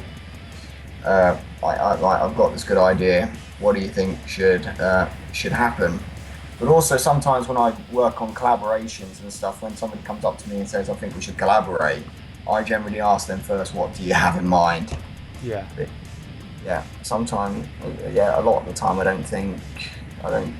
I try to think up the idea myself first before I go to any others. But I think in future I should go to more people. I should go to people for ideas. That's one thing I do struggle on sometimes. I struggle with the social interaction side of DeviantArt, and I think if you scroll through my profile page and you may get to one section that tells you what condition I have that explains why. I don't think I said that at the beginning. I probably should, but Okay. yeah. I'm still waiting for more questions to show up. But No, that's- I have some more questions for you, or if you can just. What are your aspirations down the road? Like 5 years or 10 years down the road? I think what I would like to do, like obviously continue making games, vectors and whatnot, but I think I would like to start moving into more serious digital art. Yeah, digital art, because I think a lot of the best art that I've seen probably all goes straight to Equestria Daily. Yeah. So I'd love to sort of maybe do some landscape images. Like a few of my ponies in real life images are based on getting a good photo of a good view and then putting a pony into it. But what I would maybe like to do is maybe draw those same images by hand on a computer Okay. on Photoshop. But yeah, instead of just taking pretty much half the work already done and then doing the other half, I'd like to be able to do that same sort of thing, but do it from a blank canvas and then just turn it into a beautiful masterpiece. Okay.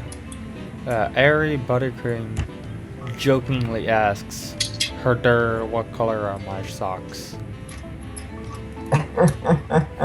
Well, I don't know unless I can see them. I think they're white with heart polka dots. I wonder if they're stripy. I know the ponies love wearing socks, especially the stripy ones. Oh, yeah. I have socks. I'm boring. What Mine are just vector plain. do you plan to do with Fluttershy?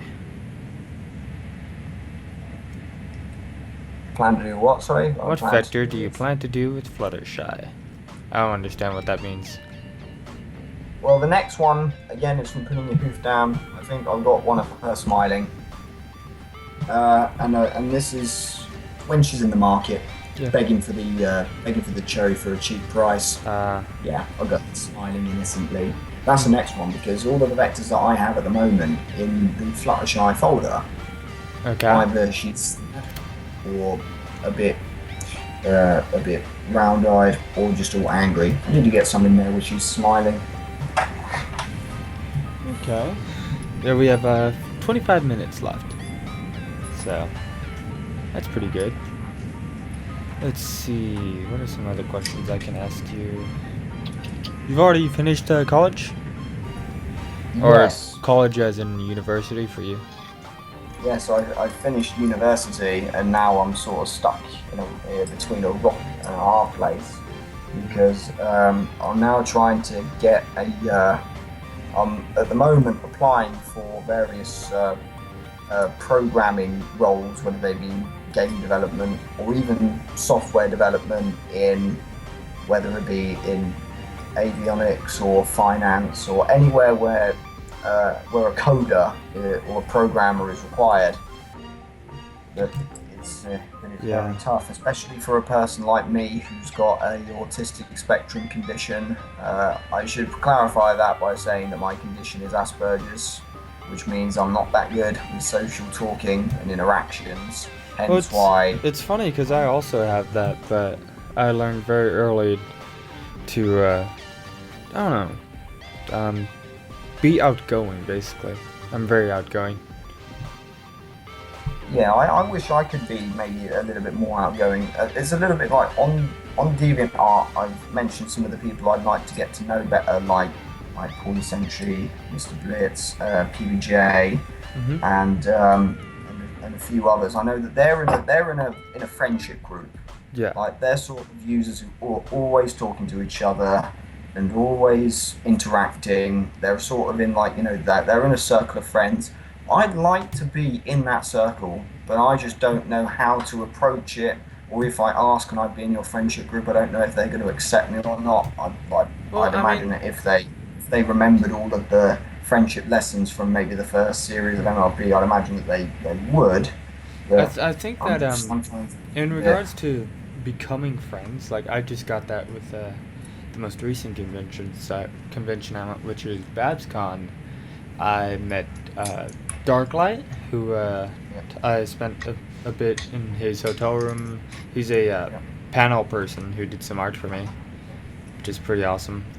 Um, so yeah, I think we all went out with like Darklight and Earth Pony, who does like wood carvings, yeah. and it's like six other people, and we sat down to dinner, which was right nearby the hotel, and it was at a diner, and the funniest thing was the voice actor for Princess Celestia was sitting right next to us, and I didn't even Yeah. realize it. She actually got up and introduced herself to all of us.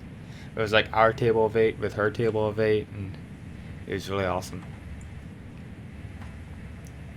So Wow, wow, that was yeah, that must have been absolutely incredible.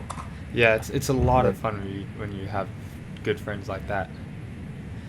One yeah, thing I would suggest: don't try and get into their circle of friends, like, because I always wanted to be in like a particular group of people's friends, but I just gave up on that idea a long time ago. Particularly yeah, the like I don't know, like the Equestria. Who is he? Uh, like Saber Spark and his group of friends. oh yeah, I know. Yeah, sometimes that's another thing. Because it's like Um, they're so famous, so but yeah, they're I so know that famous you can't really become friends with them. some people, some of the pony celebrities become so horse famous, you can't get within a few meters of them without being sure to maybe shunted away by their security or whatnot. It's a little bit like it wouldn't be like unless I found out his this guy's Skype name, it would be impossible for me to get in direct contact with Yuav Landau, who is the living tombstone. But Yeah. I think I did. But obviously, me getting Prince whatever his Skype name without even meeting him was just complete pot luck. But I would love to talk to him a little bit more, but I Mm-hmm. just don't know how frequently to talk to him because like I can go and send him a message saying hi, what's going on, and then maybe we'd have a short conversation. But I don't want to. I don't know how often in which to do it. And same goes for some of these other people I've mentioned Yeah, because that if I've happens. That happens a lot because you're more like acquaintances. yeah, For acquaintances. example, oh, sorry, go I'd love ahead. to step it up.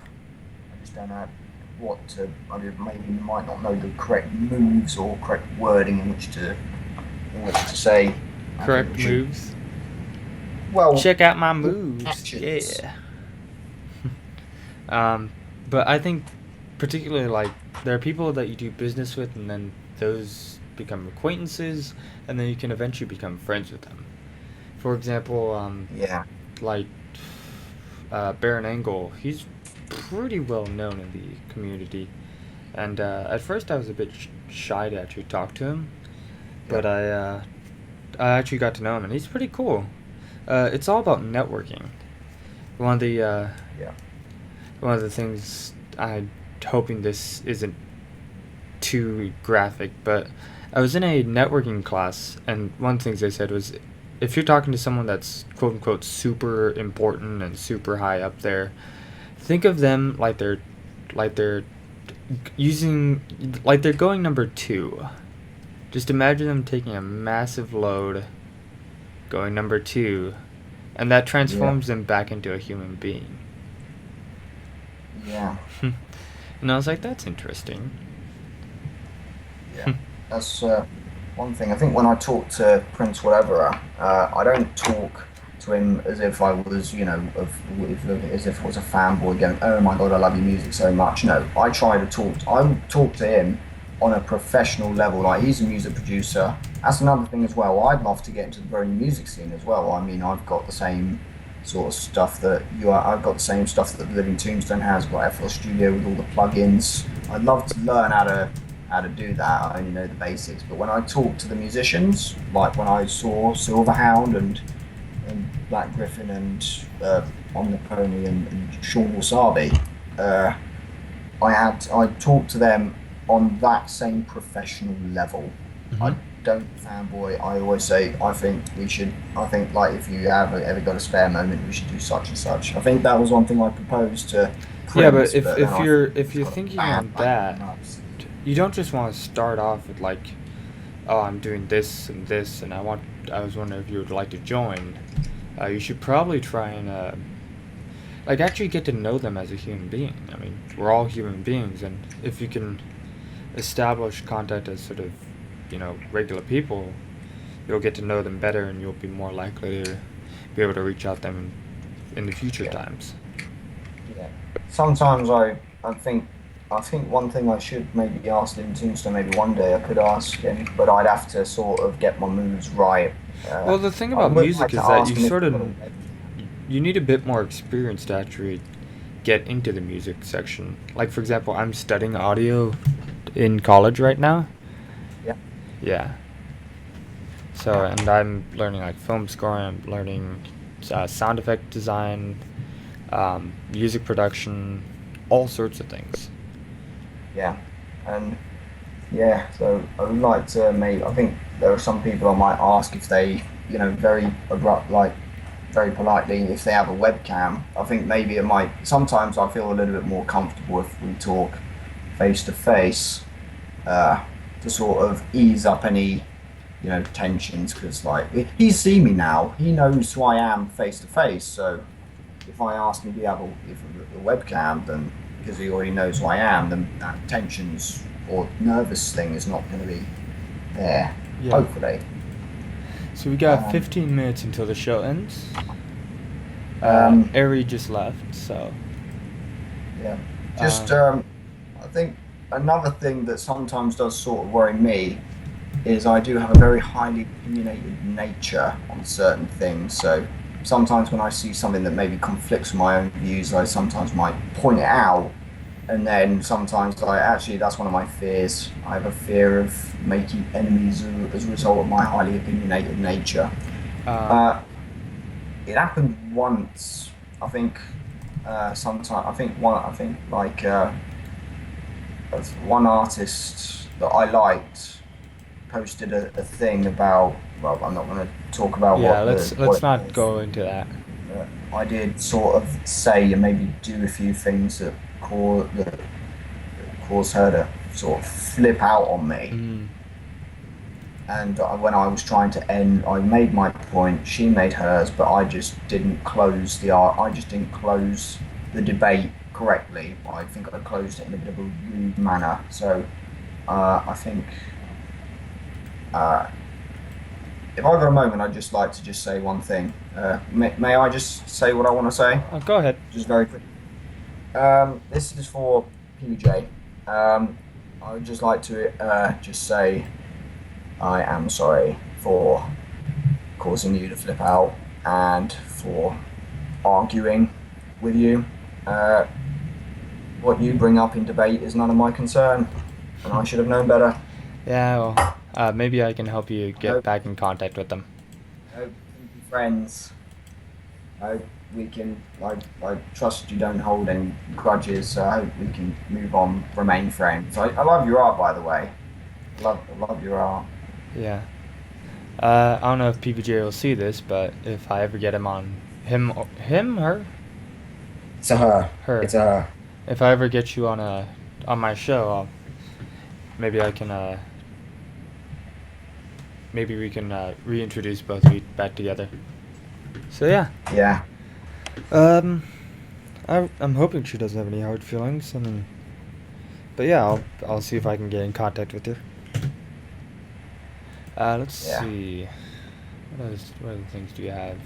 You have a whole lot of stickers on your page. Yeah, I do. I sort of put my entire personality into sticker form. I have a lot of badges that say feel free to talk to me because I wish more people did. Yeah. Because I know everybody, even my own mother, is telling me to make an effort, but sometimes that's just hard for a person with my condition. I shouldn't be using it as an excuse. 'Cause I do know I need to try hard a bit. I pretty much have sort of summed up my entire life and interest all in the form of stickers, starting with music, going through games I play, TV that I watch. Some of the things I think I think some of the things, like, everybody can understand it, but I think some of the things like the British might understand a little bit better, but doesn't mean that nobody who isn't British can understand. It's a little bit like if you have a look at my food and drink favourites. Mm-hmm. I mean, do you know what Greg's is? No. What is this? Greg's is a bakery style chain. It's a chain of bakery cafes that are on the high streets, in the big shopping places in Britain. So if you go to a high street and you see Greg's, you can go in there and pick up a great British treat like a Cornish pasty or a sausage roll. Okay. So yeah, there's Greg's. And then, as you can see, you've got another sticker next to it that says, I love and support Nando's. Now, I'd imagine there are Nando's in the US, but Nando's is very big over here as well. It's one of my favourite, one of my favourite chicken joints. I don't know of a Nando's here.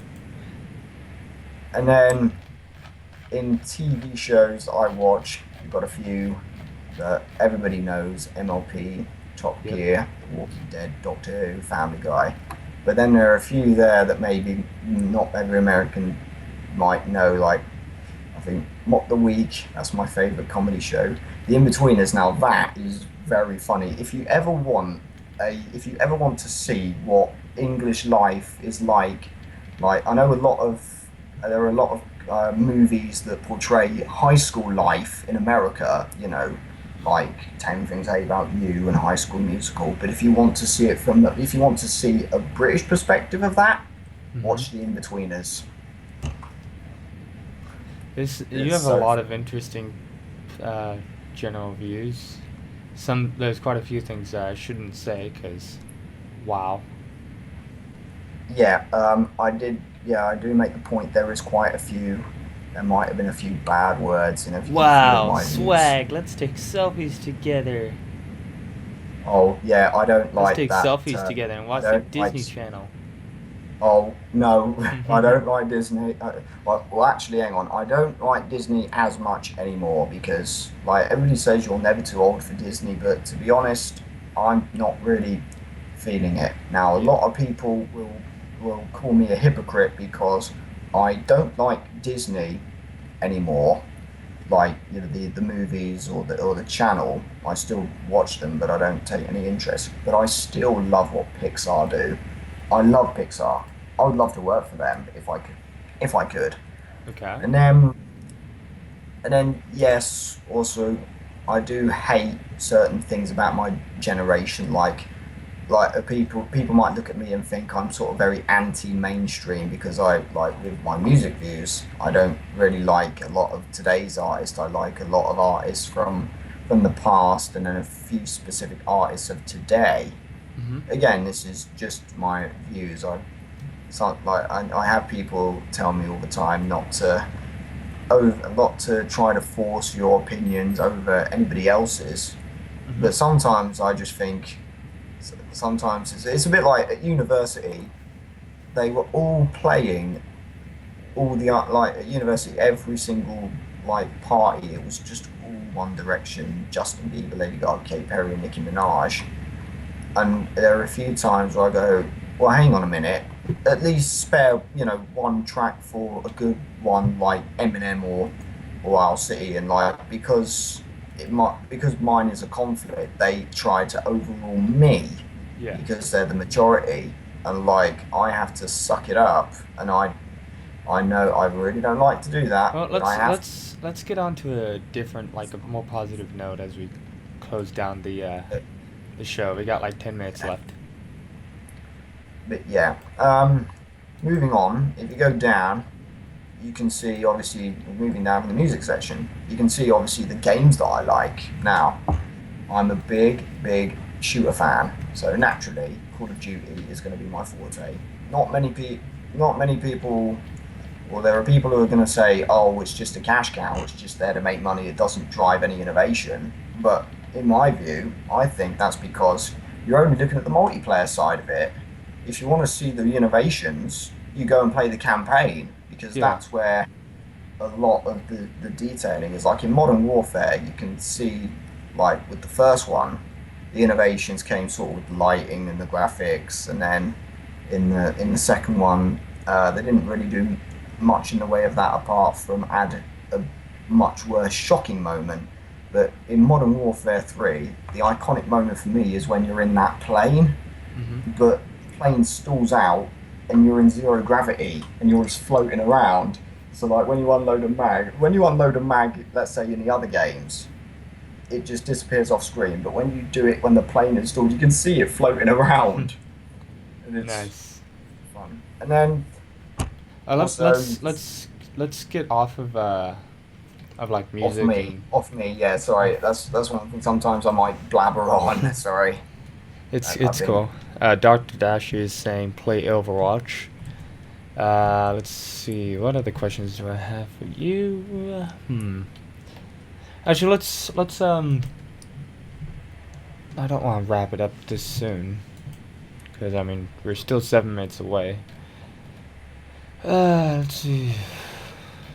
I guess pick Bloodborne or Valkyria. Wait, that's on the chat. Someone asked pick between Bloodborne or Valkyria. I don't know which one, but I think Valkyria sounds a better name, so I'll go with Valkyria. Valkyria. Okay. Yeah. Cool. What are some games that you want to play but you haven't been able to? Probably Undertale. A lot of people talk about Undertale, and I've been wondering what is it for so long. So I'm gonna need to give that a go. And then also probably what other games? Probably also Mirror's Edge. That's like a very good platformer. Yeah. Very good idea, very good concept. But also, I love the soundtrack to that game as well. That song by that woman, I can't remember. That's so heartbreaking, but so well executed. Yeah. And what else? What are you doing now that you were graduated but you're still, I don't know, living at home? Yeah, I apply for jobs, but I still do a lot of chores around the house. I have to I have to sort of make sure all of my I do everything, a lot of things myself now. I tidy my room up. I iron all my clothes. I iron everybody's clothes in this house. I do it all the time. I also clean, do the gardening. I pretty much do whatever chores I do to sort of earn my place here. Okay. So once you actually get an actual job, you'll probably move out. I'll be moving out, yep, and Dad's going to help me out with that, and I'll be on my own 2 feet. I'll probably be going to more conventions when I When you play. move out? Yeah, I want to get a job so in time, maybe, so that one of my goals next year is to go to BronyCon. That I mean, is a very expensive convention. Yes, and it's even more expensive. I've got to fly from probably Heathrow to Baltimore Yeah. and then find a hotel. But it might be all right because I've got friends from other meets who go to these conventions, so we could plan something. Yeah, you could split a room. Yeah, that's actually what I've done for the past two conventions. I've split a room. Yeah. And also, So actually, I'm gonna cut the I just have one. Oh, go ahead.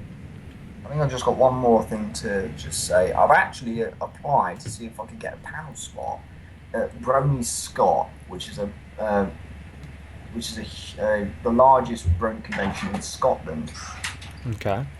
So I'm applying for a panel spot in sort of the artistic panels to sort of talk about vectoring and my sort of and PIRLs and other forms of digital art and my games as well.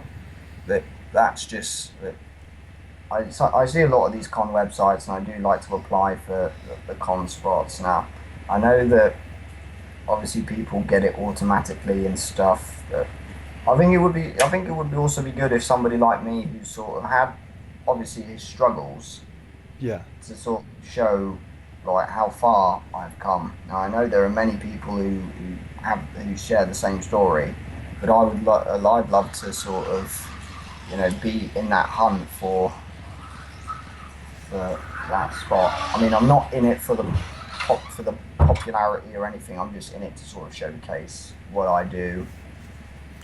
Okay. I'm gonna go ahead and close out the stream. So I'm gonna do some closing statements.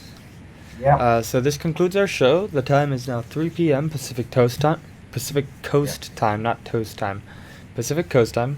Thank you to all our viewers. If you missed part of the live stream, it will be uploaded to YouTube and will show up on our official live stream page on Ponyville Live. Be sure to check it out. A big thanks to Uponia for being on the show. Any final words? Yeah, remember to, if you like what you see of what I make, remember to like, comment, rate, watch, subscribe, whatever. Also, remember to follow. I've got Twitter. You should also follow me on that. And also SoundCloud, even though that one's not as inactive because I haven't got projects on there yet. You should give me a watch on that as well. Also, Facebook will be on the way as well. Okay. The page, official one will be on the way soon. For all of our guests, if you have any questions for the show or want to be put on our guest list for future shows, email us at mlpprojectsunknown@yahoo.com. Tune in next week with our next guest, Doodlebug, and her husband for a special couples edition of MLP Projects Unknown.